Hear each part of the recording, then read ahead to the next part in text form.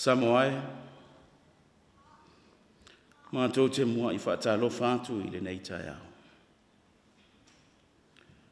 Ala whai mai I whanunga le lei. I le oso ae o le la oso, o le Taeao FOU, o le aso FOU, o le manawanga FOU, o le aso e whaopopo I lo tātou wola. O maia, se o tātou tāpua I atu I le atua. Se o tātou tatalo. Le atua Sicilia se. Mou atu le pōngi sa. Mou atu fo'i maona whaingata. Sa fata oto lantou to fanga malu. Sa o mātou le iloa. Le mea sa o iai. Lo mātou wola nei. A wasa e whaangase ia te I mātou. Tu wina atu lo mātou wola I o au. Sa tau mate ai le ete. Pe tua malea ni whainga Malolo ngalo wantunu. Pe ta ile atua ile nei Taeao ina ua oso ae. Le ave mua o le la oso o le atua. Sa uni atu lo wantunu. E ta ape atu iti ute ma whaiva ma vala awina. E maise fo'i o le ulu fafo ma le ulu fale o lo wantunu. O mātou sauni ai, mātou teo atu I luma o la ua fio I le nei Taeao. Ai mātou te wala au I lo ua nganga pa ia. I lo mātou talito nunga le atu ai. A le ai I mātou ma la ua fio. E ngau I lava I mātou. Fio mai alo ua nganga. Taito dua le nei sauninga. Ina ia tonu, maami o tonu, I luma o la ufio. O la mātou ta talo lea lea tua e. E ala tu lava ia Yesu ke riso la mātou wali ima la mātou whaola. Amen. O le whaita wina, o le awhionga pa ia lea tua. E fia whanga ina le tusi o le autau mo whai o le neiva yaso. O loo iai lo na tusi whaitau. Tusi o le profeta o Amosa. I lona mata upu e valu. O te whaitau wina mai le whai upu e se fulu matasi. Se ia whaangata mai le whai upu e se fulu ma le whaa. A mosa I lona mata upu e valu. O te whaita wina mai le whai upu e sifuru matasi. Se ia whaangata mai le whai upu e sifuru ma le wha. Whaafonga maia o a fionga pa ia lo tātou wali. O loo whaapea mai le lii le atua. Whauta. E o mai aso o te tuuina atuai le onge I le nuu. E le se onge I mea e ai. Po o se ngā lala I le fia inu vai. A o le onge I le whaalongo longo I a fionga le ali. La tau te whewai e pau mai I le tasi vasa e o atu I le tasi vasa. E pau mai le itu I mātu e o atu I le itu I sasae la tau te whewai ai. e sa ili atu ai le afionga le ali, ai le maua. E vai le fia inu i le aso o tau pou la le lei a toa ma tau le lea. O i la tau e tau toa i le angasala Samaria. Ma whape atu, tā nue, ua soifua lo ua tua, i le malea, ua ola le ala o peresepa, e pau lava i la tou te le toe tūtū lai. Tau ina ia whaamanuia mai le tua, e ala i la tātou whaitau, ma la tātou whaalongolongo i ana awhionga pa ia. Ma ia fo ia tupea ia te ia lona lava vi inga. Nei se ia o i le whaavavau. Whaavavau lava. Amen. O tātou tālo sanga. Te tālo le whaaftai. Te tālo le whaatoe senga. Ma momoli o tātou manao i le atua. Se o tātou wifo ma te talo i le atua. Le atua lo mātou tama. Le atua si sili ese lava la ua fio. O le atua o manuia. Mai ai mātou se ia o i sasae. Mai ai lunga se ia o i le taele o le nei lalo langi. E pule ao o e le atua lo mātou tama. Le atua o loo whaavai ai le nei atu nuu o Samoa. O le atua foa o e le atua ai. O le atua leo o e le atua. E te lei tuli moe, e te lei moe la. Ala fai mai lo watu nuu i whanunga le lei. Ina ua soo le taamilo sanga le la, o le masina mawhetu. Ma ua toe foi mai ai le atua.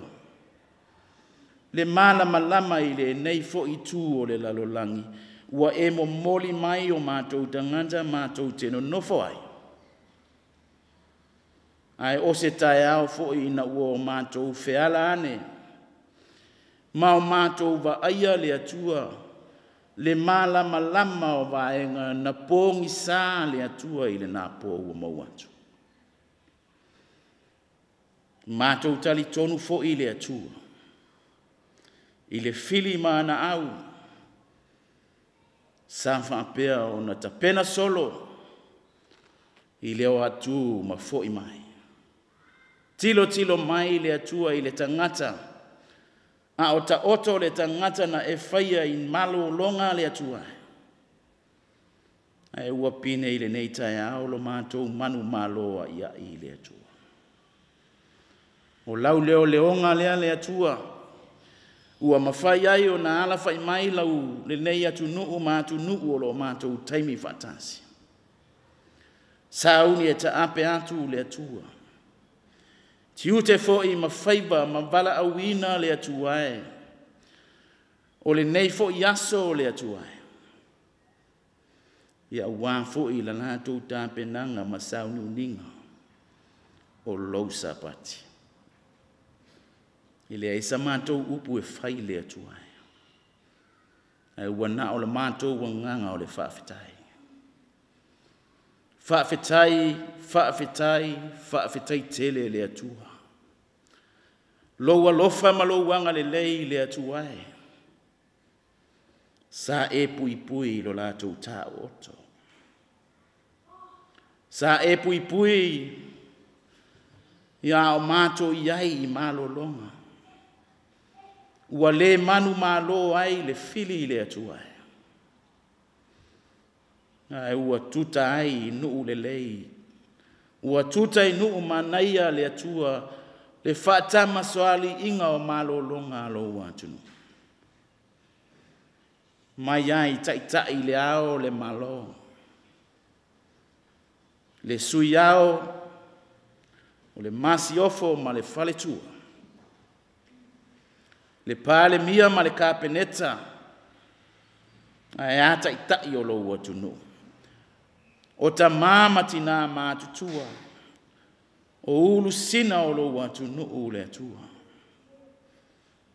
o e o lo o lato ufaya le faiva o Tapuaiga,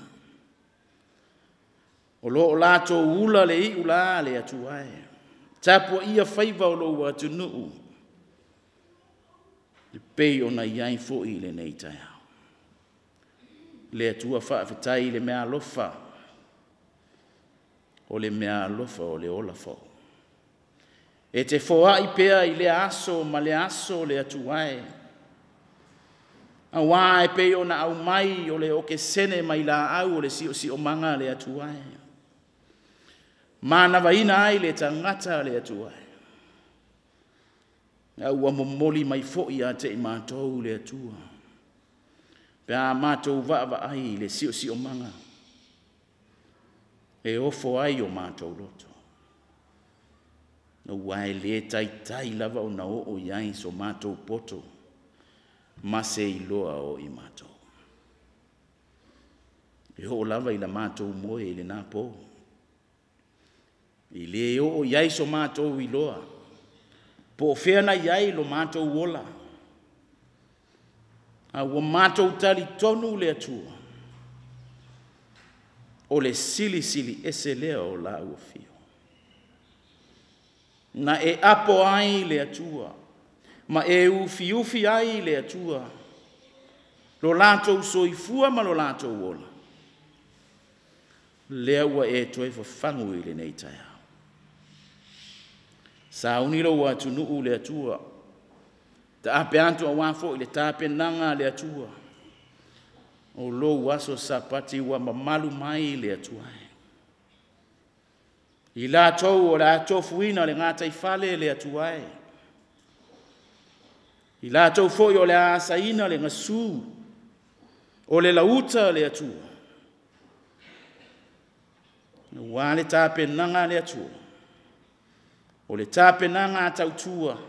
Sa ili la lato se leni le atua. Wa lo lato vala awina le atua.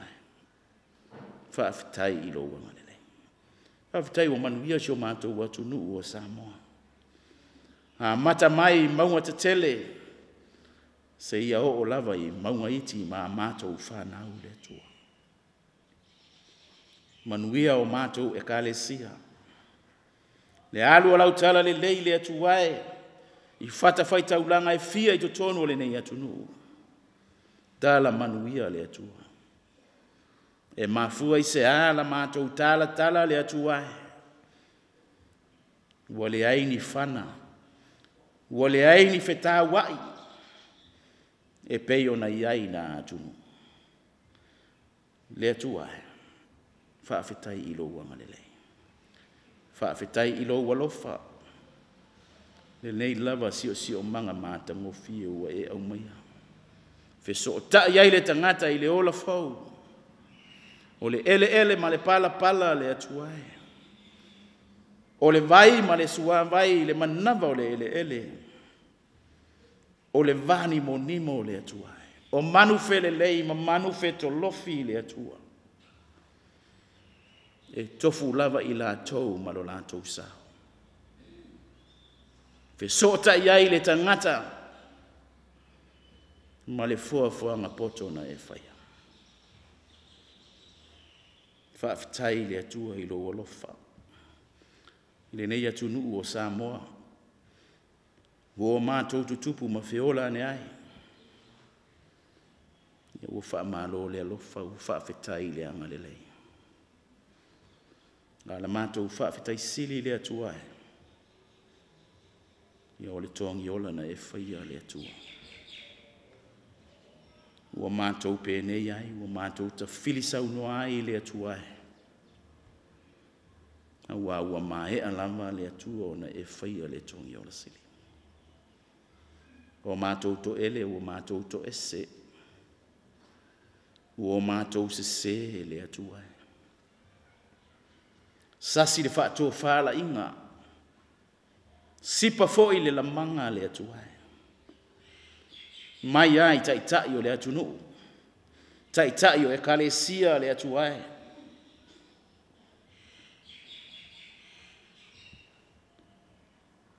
O mātou whaalango tele lo mātou poto. O mātou whaalango lo mātou wata mai le atuai.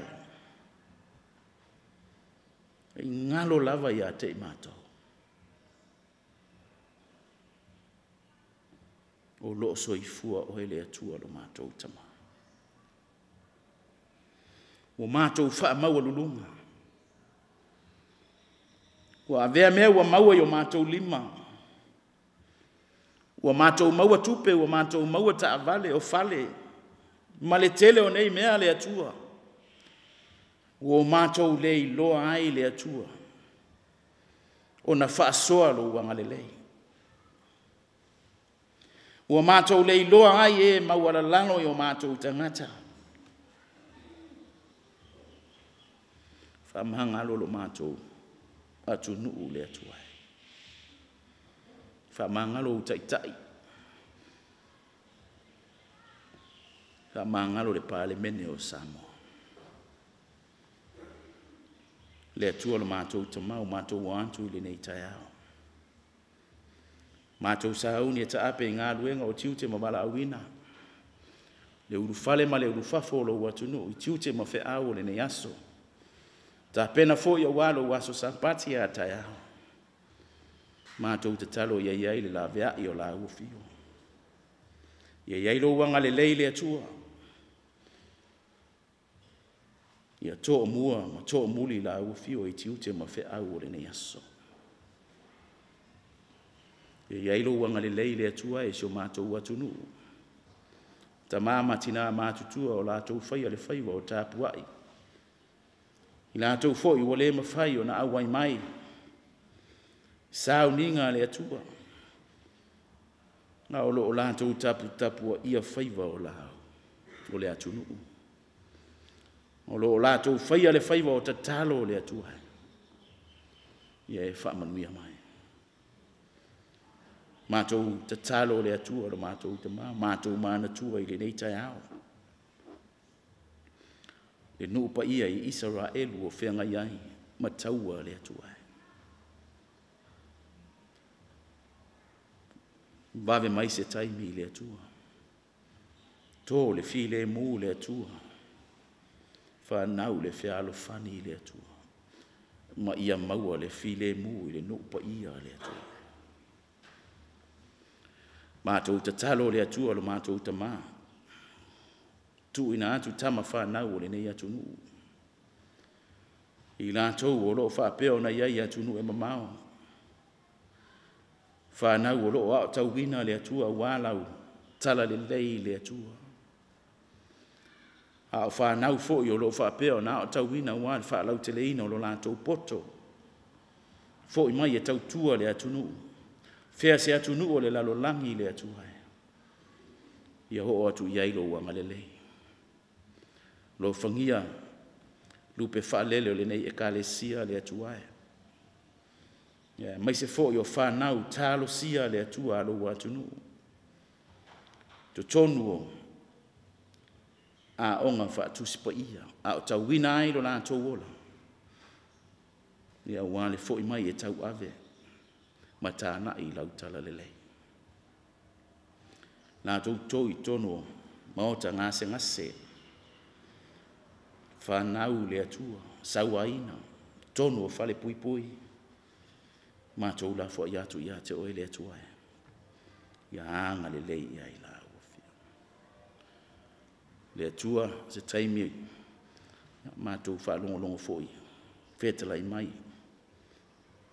La uafio e ala i le whaunga ino le au auna. Maua fo i se upu le atua e tō matau ai. Tala ai fina ngalo to mātou atunu. Sa mātou whesoa soani le atua. Ia ua le atua si o mātou atunu o Samoa. O whaapea o na whaafonga mai. Samoa i tu e fio le nei lalo langi o lo mātou maua mai le nei whaasala launga le atua. Ia o atu ia i o manuia. na mātou te talo lea tua lo mātou te mā. Whaatasi ma te talo lilo, I loto ma whina ngalo o lo watu nuu o Samoa. Tu ina atu, ia whaia lava lo whina ngalo e au o so mātou whaatau anau. Mātou te talo lea tua lo mātou te mā ala atu lo suafa Yesu. Amen. O le pese, ua saunia e lau whai pese.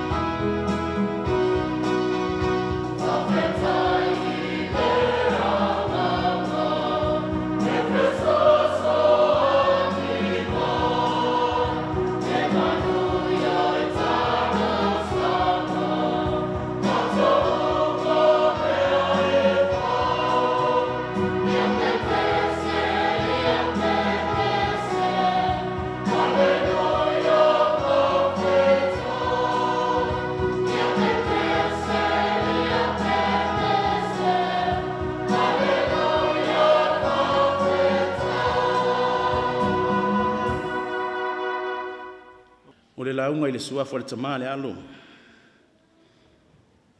Ma le anganga sa. Amen. O le amaua se manatu mai le tusi sa faitauina. Tusi o amosa I lona mata upu e valu. Ai fia whaongaina le fai upu e sifuru ma le tasi. E fai mamatua wā foi. Toa iai ma faufaunga o le nei Taeao. O te faitauina.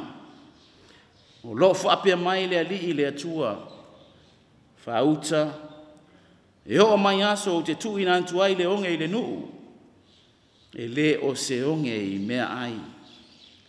Po o se ngā lala I le fia inu. A o le onge I le whaalongolongo I a fionga le ali. O lo whaapea mai le li I le atua whauta. E o mai aso o te tuina antu ai le onge I le nuu. E le o se onge I mea ai. Po o se ngā lala I le fia inu. A o le onge I le whaalongolongo I a fionga le ali. O le manatu au tu e tu sai o le whaasinonga a le tusi le au tau mawhai.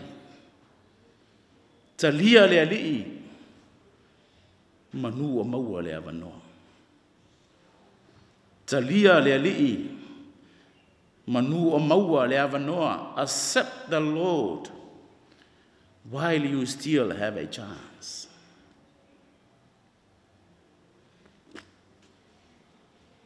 O Samoa, o le atu nuu tofi, e le o se atu nuu whaaloa lo vale. Ua maea o na tapui o na sā. Ua maea fo'i o na sā o na aveo. Ua ilo le nofoa. Ilo le savali. O lau nofo ma lau tautala. Fai mai o na pa ia. Mai le tai sama sama o le tui manua. Se ia o le tai ula ula o nā whanu. Fai mai o ina na tau ai le ilo o malo. Na tau nuu iai. Le sailinga ao a sua ma mali atoa. Fai mai a le male lenga. A le tamaitai. Ta lofa sua. Ta lofa mali atoa. Ua tau tua upenga lo lua tau nuu mai. Ua le aise malo o totoe.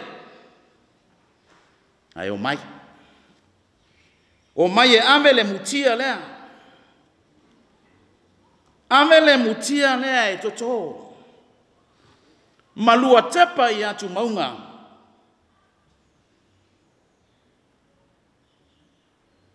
E tō mai se sau e whaasu ai. Mai alua tepa pea i maunga. E tali ai i le langi. Le ao lo lua malo. Male lenga lea mai le tamaita i o nā whanua. O upu o le tātanga ma manu i le sailinga malo. Malona fesota inga o le o mai o le malo le atua. Ma tā niu whea ngai ma le ata. Na tā lia ai e mali e toa le whea au o le tala lele. A inga sa mali e toa fai mai o to'o e pui pui e mango maluasi o whanua. Te i mali e toa ua malama le atu folasa o ona tafa alangi. Tau nuu le tala le lei. E sapapali. E whape nā se ata o lo tau mo moli mai e le perofeta o Amosa. Mo le nuu o le atua. Ama tā upu le valu sa tātou whaitawina. O loo tala mai ai ua lata mai le malaya o Israel. O le wheau na momoli atu e le atua ia Amosa. O le ao mai le aso o te tuina atu ai le onge i le nuu. Ai ese fo i le atu ai ngā onge. Pe ona tātou whaitawina. Fai mai e le o se onge i ni mea ai. Po o se ngā lala i le fia inu vai. Ai o le onge i le whaalongo i le awhionga ale ali. Fai mai lantou te whewaa i le tasi vasa. E o atu i le isi vasa. E pau mai i mātu e o atu i sasai. Ua lantou fiu e su e leto e maua. Mai tātou i Samoa, e amata mai le mata whanua, se ia o atu i le siua whanua. Ua leto e maua le awhionga le atua.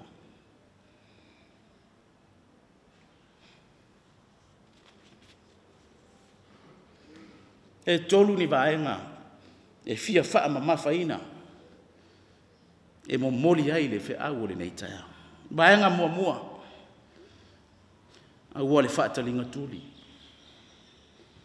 Aua le whaatalinga tuli. O a mai lo soifua mafuta ma le atua. O a mai lau whaalongo Samoa. Po a vea pea le atua te whaalongo longo iai Po ua lilifa tele lau whaalongolongo I FEU tusia I lunga o tusi foli. O tau solomua ea oe le tamā, le taitai o malo, taitai o ekalesia, o na tatala lau whaalongo I le atua. Po ua ea ngai mea whaafia o le neila lola. Ai a oe le tina. O tau solomua ia te oe na taitai le whanau e tatala la lātou whaalongo I le atua. E le se upo le ano tusi o le tusi pa ia. Fai mai le tusi o le ano tōtonga le o le tusi. Whaatonu le tama e tusa maona ala. A matua e leto e tea e se ai. Ia ea fai e whaalongo a ta maiti. E te whaasaina mai ai le Taeao tulou. Se ia ngoto a ele la. E ola ne fo I lau whanau na o le whaasaina lava. Fai mai leo le upu le wha o ngai le computer na le copia ma paste. O mea na le whanau pe a wha pe o le ola lea. O lau whaatalinga tuli lea leo lo whai lea tu. O mea non rua. Mai o nei lava lo taimi. There is no tomorrow. Ua tātou māsani. Sua malia loa tu ina naunga. Ai ono mai le FEU o le atua. Na tau mate leo lau filifilinga. Ai sua malia loa fai mai se yo o Taeao. A wane ingalo ia te oe. E sili atu mea e te maua. Pe atatala lo fai totoa. I le FEU e pe ona alanga ai Amos. Leo te tilo atu I le wati. A fai ua, to e lima I le wha. O le taimi ale nei.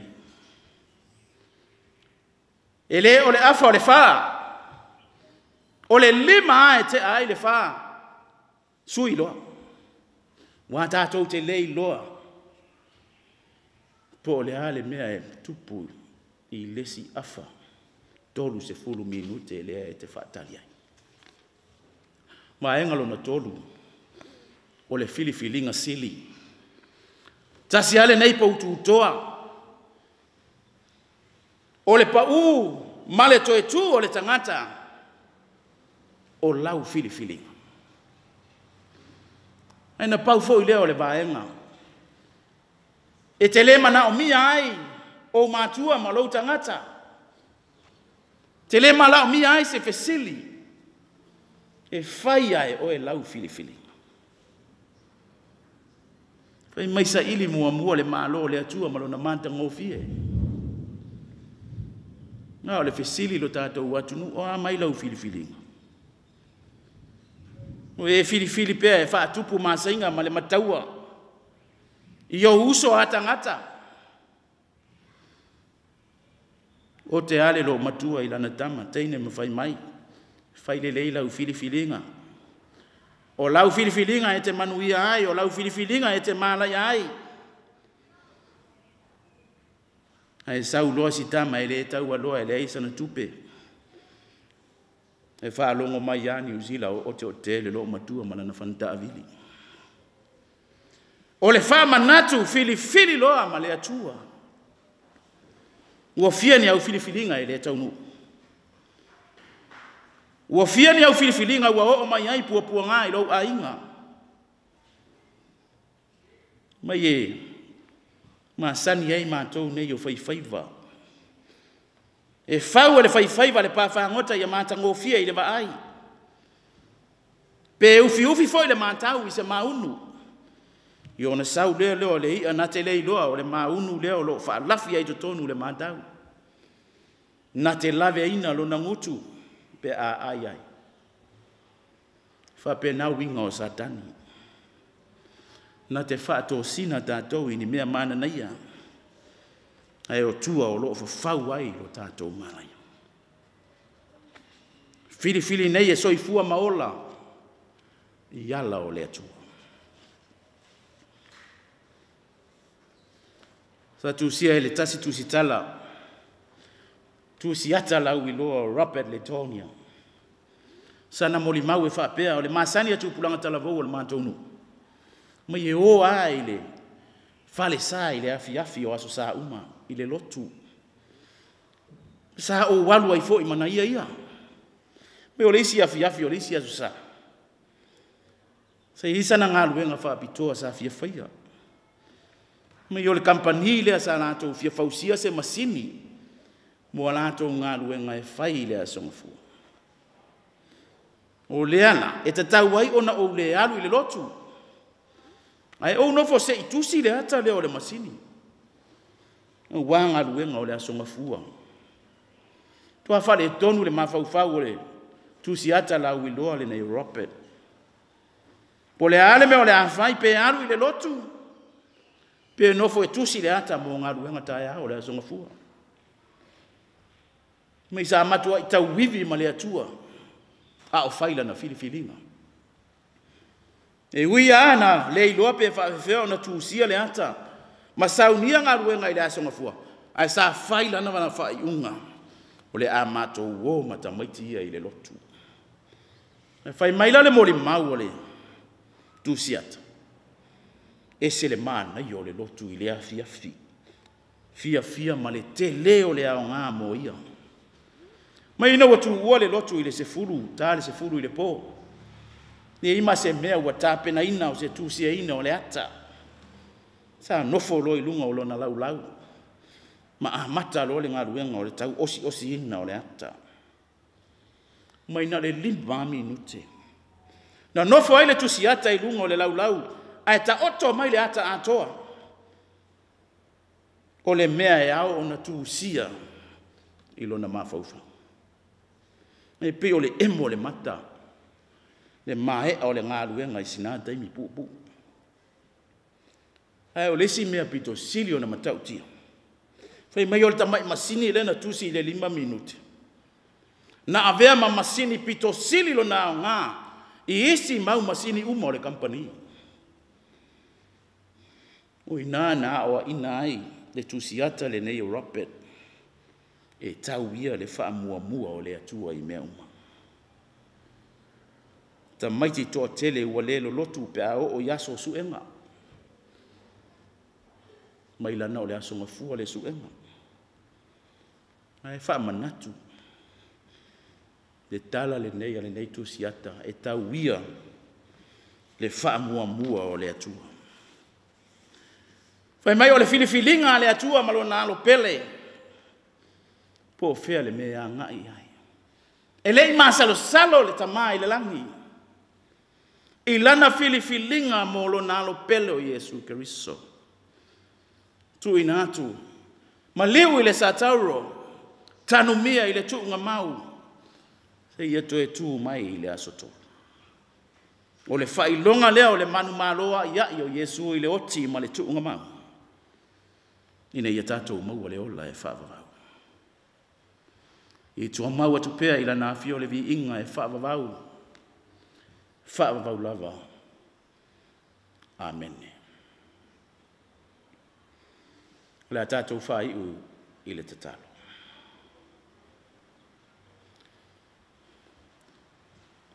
O le manuia ma le file mua o le atua lo mātou utama. Le lofa silisili ese o le atua Yesu Keriso lo mātou wali i ma lo mātou whaora. I le male mafutanga le motusia ma lo lava nganga pa ia. Ia tu mau mai le i lunga o Samoa i lona taape atu i tiute ma whaiva o le nei aso. Ia tu mau mai lunga o lau whanau kerisiano umai le lalolangi.